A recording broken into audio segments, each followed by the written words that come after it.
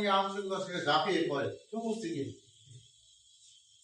আমি জানি ছোট্ট একটা এই মাদ্রাসা যেন অনুষ্ঠান হয়, বিদায় অনুষ্ঠান বলেন, নবীনবরণ অনুষ্ঠান বলেন, 5 জন শিক্ষক, 3 জন শিক্ষক বা এদেরকে একটা কমিটি করে দেন না। এই কমিটি কোনো রাজনৈতিক কমিটি না, এই কমিটি হলো ওই অনুষ্ঠানটাকে বাস্তবায়ন করার জন্য কমিটি। আমাদের এই যে মাদ্রাসার শিক্ষক কর্মচারী ফোরাম, এটা কোনো রাজনৈতিক সংগঠন নয়, এটা হচ্ছে একটা অরাজনৈতিক সংগঠন। এটা হচ্ছে একমাত্র আমাদের শিক্ষক কর্মচারীদের যৌক্তিক দাবি আদায়ের সংগঠন। আর এই সংগঠনের প্রধান হচ্ছে অধ্যক্ষ মাওলানা দেওয়ার হোসেন আলী সাহেব। আমরা হুজুরের অক্লান্ত পরিশ্রম আমরা দেখতেছি, আপনারাও দেখতেছেন। তিনি 2-1 দিন পর পরে লাইভে এসে আমাদের এই দাবি দেওয়া, আমাদের এই কার্যক্রমের অগ্রগতি কতটুকু আগাইতেছে, কতটুকু পাল্টে দিতেছে, কি কতটুকু বাধা সম্মুখীন হইতেছে, উনি আমাদেরকে সারা বাংলাদেশের সকল শিক্ষক কর্মচারীর সামনে তিনি আসে তার কথাগুলি বলেন।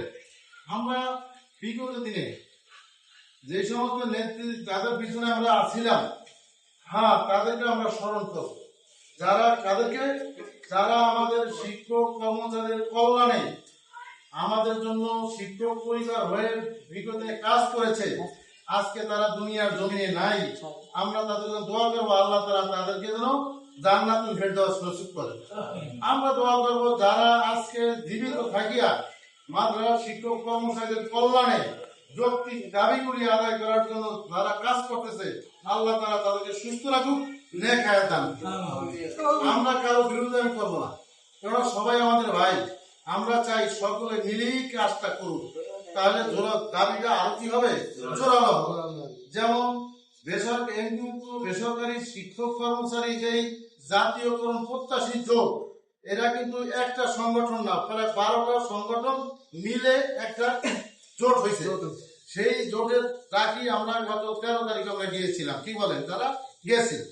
সেখানে আমাদের যেই দাবিটা উঠছিল, সেখান থেকে সার্টকাট দিয়েই কিন্তু 20% আর 1500 টাকা মেডিকেল ভাতা, এইটাই কিন্তু বেড়ে দায়িত্ব। এতদিন যে কোনো কারণে বিলম্ব হচ্ছে, এখনো বাতিল হয় না, ইনশাআল্লাহ বাতিল হবেও না।